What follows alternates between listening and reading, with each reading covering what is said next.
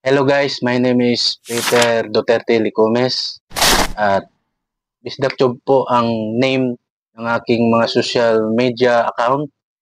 Meron po akong 62,200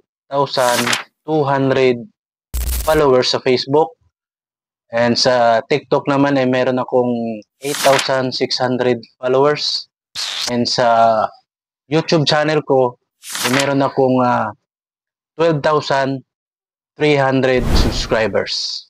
Pumasok po ako bilang isang food delivery rider sa GrabFood noong November 2024 last year at hanggang ngayon.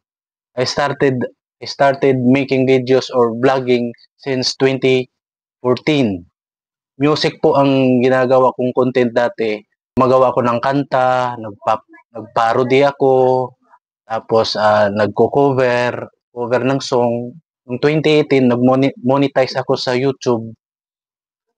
Pinagbura ko na lahat yun. Kasi ah, nag-copyright siya. Hindi siya kumikita kasi nakapula yung dollar. Kaya pinagbubura ko na yun. Then 2018 talaga yung parang focus ako doon sa pagba-vlog.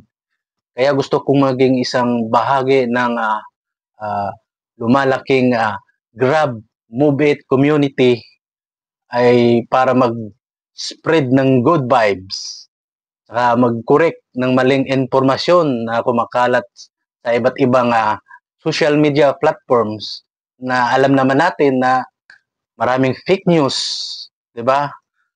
Kaya yan, iko-correct natin. Kaya grab mo bet, ayos.